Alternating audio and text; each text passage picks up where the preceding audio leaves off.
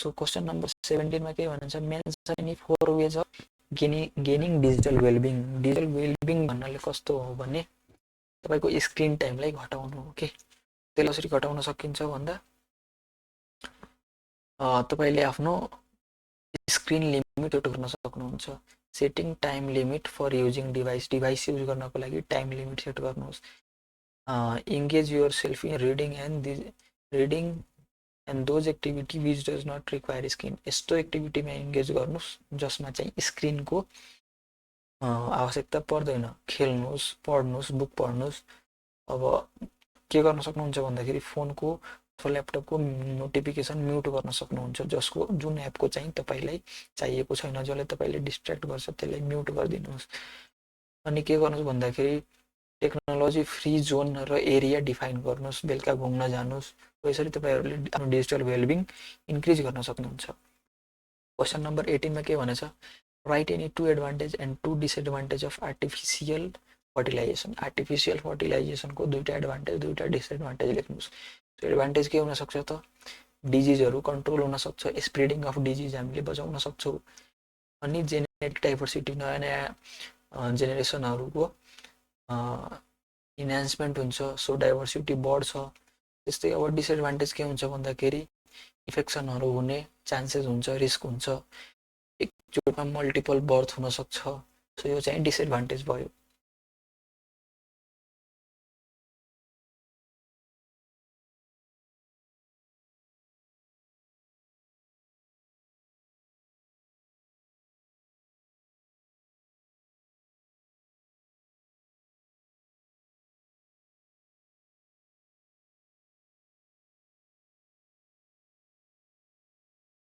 के सोधेछ ए पोजिटिभ अनि O positive blood ग्रुपको डेफिनेसन लेख्नको लागि ए पोजिटिभ कुन बेला हुन्छ हामीले यहाँ हेरिसक्यौं। जब हाम्रो बी एन्टिजेन अब्सेन्स हुन्छ त्यति बेला हाम्रो ए पोजिटिभ हुन्छ।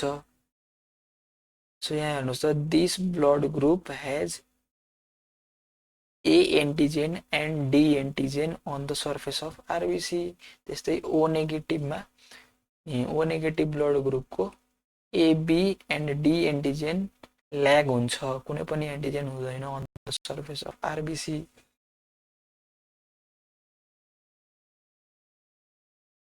नम्बर 20 मा हेर्नुस् XYZ लिक्विड दिएर त्यसलाई जब सेम मास फरक फरक लिक्विड दिएको छ र तिनीहरुको मास चाहिँ सेम छ अनि सेम अमाउन्टको हिट सप्लाई गरिएको छ।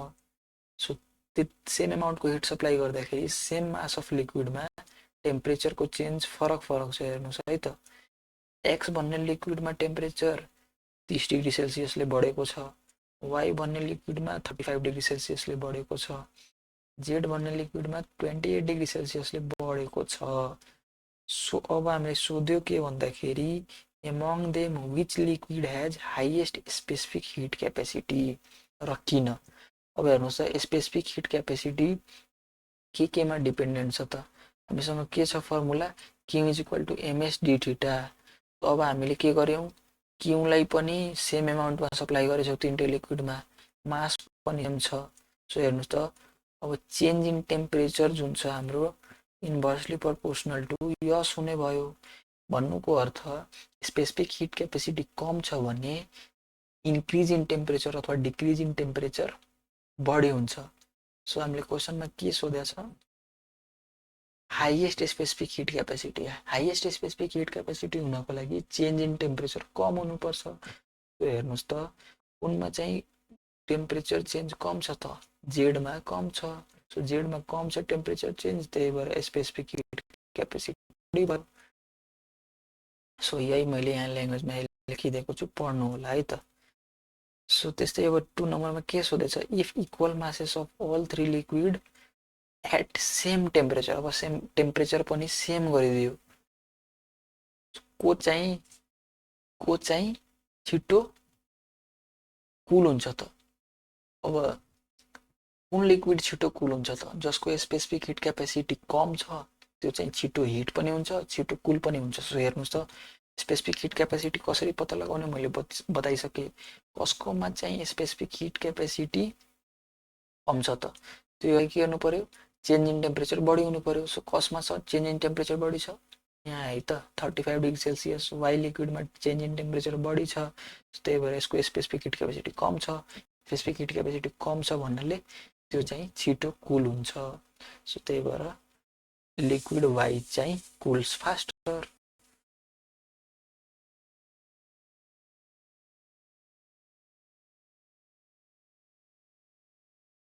सो अब क्वेसन नम्बर 20 मा हेर्नुहोस्, क्वेसन नम्बर 21 मा हेर्नुहोस्।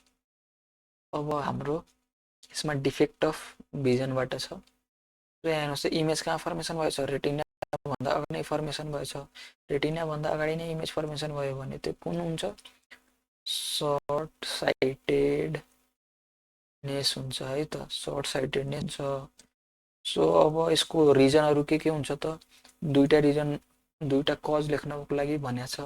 सो यो इमेज अगाडि नै फर्मेसन कसरी कसरी हुन सक्छ त, जब तपाईको यो आई यसरी इलोङ्गेट भयो भने रेटिना रेटिना तपाईको यहाँ आउन जान्छ अनि इमेज चाहिँ रेटिना अगाडि नै फर्मेसन भइदिन्छ। सो इलोङ्गेसन अफ आई बल। अनि त्यस्तै तपाईको आई लेन्सको पावर बढ्यो भने, आई लेन्सको पावर बढ्यो भने इमेज यतैतिर बेन्ड हुन्छ, हाई कन्भर्जिङ पावर भइदिन्छ लेन्सको। लेस थिक यसको कर्वेचर इन्क्रिज भयो अथवा त्यो तपाईको आईको लेन्स चाहिँ मोटो भयो भने त्यसको कन्भर्जिङ पावर बढ्छ। कन्भर्जिङ पावर बढ्यो भने रेटिना भन्दा अगाडि नै इमेज फर्मेसन भइदिन्छ। यो दुईटा कारण थियो। त्यस्तै बी नम्बरमा मैले के सोधेको छ, what type of lens is used to remove the defect of vision. अब यो भिजनलाई हटाउनको लागि कुन चाहिँ लेन्स हामी युज गर्छौँ त, अब हाम्रो पावर कन्भर्जिङ पावर बढी छ। सो ओभियसली हामीले डाइभर्जिङ लेन्स युज गर्नुपर्छ। त्यही भएर हामी डाइभर्जमा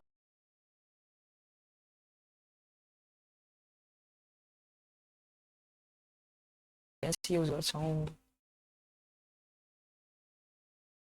अब हाम्रो ट्रान्सफरबाट न्युमेरिकल भएको छ, number of primary turns, primary number of turns दिएछ, सेकेन्डरी नम्बर अफ टर्न्सको रेसियो दिएछ है त 1/80।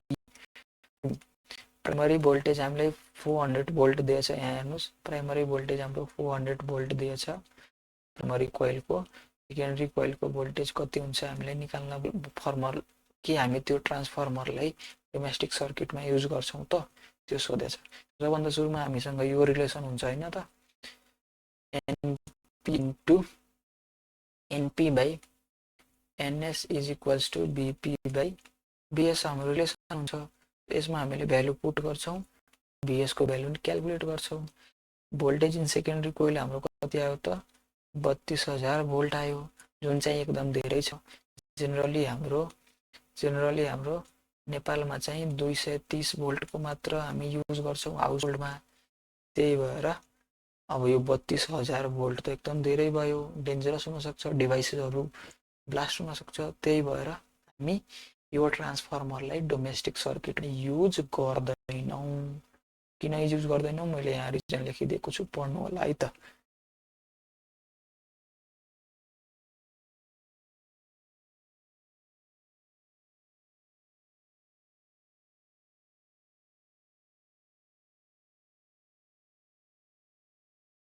पहिलो नम्बर क्वेसनमा के छ, write the electronic configuration of element A on the basis of subshell. अब हेर्नुहोस् त एलिमेन्ट ए कहाँ छ, यो चाहिँ हाम्रो एलिमेन्ट हो ए। अब यो एलिमेन्ट एलाई हेर्नुहोस् त ग्रुप 7 मा छ। ग्रुप 7 मा भन्नुको अर्थ के त, लास्ट सेलमा उसको 7 वटा इलेक्ट्रोन छ। ग्रुप 7 भन्नुको अर्थ लास्ट सेलमा 7 वटा इलेक्ट्रोन छ। त्यस्तै अब यो पिरियड हेर्नुहोस् त, पिरियड कतिमा छ, थर्ड पिरियडमा छ। थर्ड पिरियड भन्नुको अर्थ के, 3टा सेलमा यसको कन्फिगरेसन फिल हुन्छ। सो यहाँ हेर्नुहोस् यसको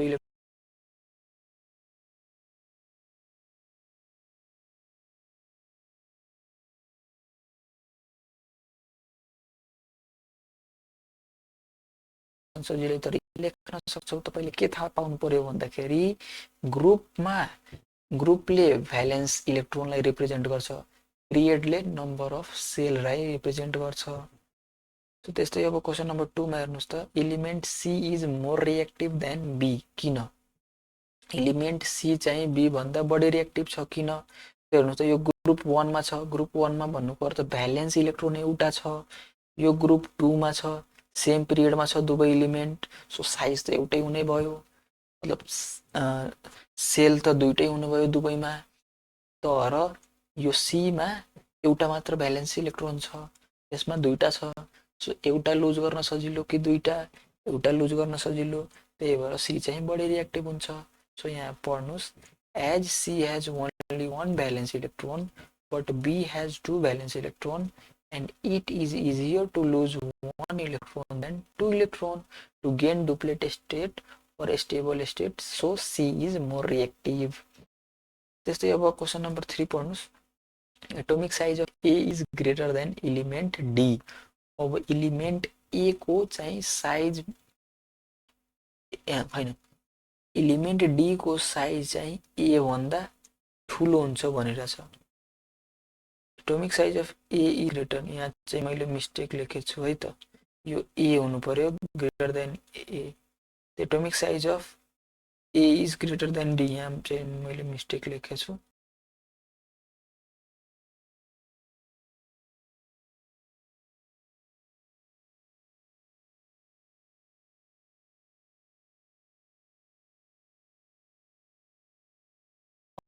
यदि पिरियड सेम छ भने nuclear force number of valence इलेक्ट्रोनमा डिपेन्ड हुन्छ।